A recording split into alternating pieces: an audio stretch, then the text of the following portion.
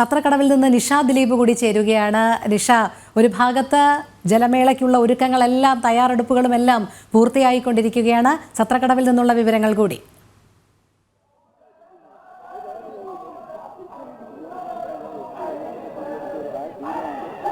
രോഹിണി, ഞാനിപ്പോൾ സത്രക്കടവിന്റെ മറ്റൊരു ഭാഗത്താണ് നിൽക്കുന്നത്. നമുക്ക് ഈ ദൃശ്യങ്ങൾ, എനിക്ക് പിന്നിലുള്ള ദൃശ്യങ്ങൾ തന്നെ കാണാം. ഈ പള്ളിയോടങ്ങളൊക്കെ സ്റ്റാർട്ടിംഗ് പോയിന്റിലേക്ക് പോകാനുള്ള ഒരുക്കത്തിലൊക്കെയാണ്. വള്ളങ്ങളൊക്കെ അലങ്കരിച്ച് തുഴച്ചിൽക്കാരൊക്കെ ഇതിലേക്ക് കയറുന്ന ഒരു സമയമാണിപ്പോൾ. ഇതിന് പുറകിലുമൊക്കെ വള്ളങ്ങളുണ്ട്.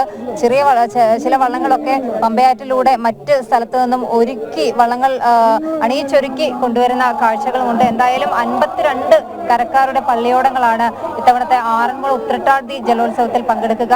നീണ്ട ഒരു ഇടവേളയ്ക്ക് ശേഷമാണ് ഇത്രയധികം വള്ളങ്ങൾ പങ്കെടുക്കുന്ന ഒരു മത്സരം ഇന്നിവിടെ നടക്കാൻ പോകുന്നത്.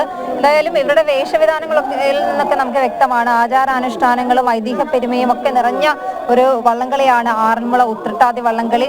അതുകൊണ്ട് തന്നെ നമുക്ക് കാണാം, എല്ലാവർക്കും തലയിൽ കെട്ടും ഒരേ നിറത്തിലുള്ള മുണ്ടും ഒക്കെ ആണ് വേഷം. മാത്രമല്ല വള്ളങ്ങളൊക്കെ, പള്ളിയോടങ്ങളൊക്കെ നന്നായി തന്നെ അലങ്കരിച്ചിട്ടുണ്ട്. രാവിലെ ആറന്മുള ക്ഷേത്ര പാർത്ഥസാരഥി ക്ഷേത്രത്തിൽ നിന്നും പൂജിച്ചു കൊണ്ടുവന്ന മാലയും മറ്റ് ഈ തുഴയും ഒക്കെ ഇന്ന് രാവിലെ മുതൽ തന്നെ വള്ളക്കാരും ഈ തുഴച്ചിൽക്കാരും ഒക്കെ വന്ന് ആ തുഴയും വള്ളത്തിലിടാനുള്ള മാലയും ഒക്കെ പൂജിച്ച് വാങ്ങുന്നുണ്ടായിരുന്നു. ഇതൊരു ചടങ്ങാണ്. ഇന്ന് രാവിലെ ഇതൊക്കെ ചെയ്തു. ഇനിയിപ്പോൾ ആ ഒരു ചടങ്ങൊക്കെ പൂർത്തിയായി. ഇനി ഈ വള്ളങ്ങളെല്ലാം ഒന്നിച്ച് സ്റ്റാർട്ടിംഗ് പോയിന്റിലേക്ക് പോകും.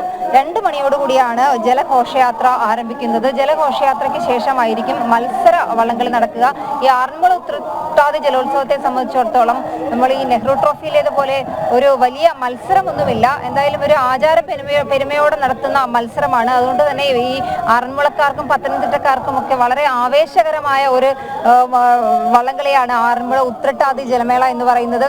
ഇവരുടെ രക്തത്തിൽ അലിഞ്ഞു ചേർന്നിരിക്കുന്ന ഒരു വികാരം കൂടിയാണ്. അതുകൊണ്ട് തന്നെ വിവിധ സ്ഥലങ്ങളിലുള്ള ഈ ആറന്മുളക്കാരൊക്കെ ഈ ഒരു ദിവസം ഇവിടെ എത്തുന്നുണ്ട്. ഗാലറികളിലൊക്കെ ഇപ്പൊ തന്നെ ആളുകൾ വന്നിട്ടുണ്ട്. ഈ ജലമേളയുടെ ഔദ്യോഗിക ഉദ്ഘാടനം പതാക ഉയർത്തലോട് കൂടിയാണ് ആരംഭിച്ചത്.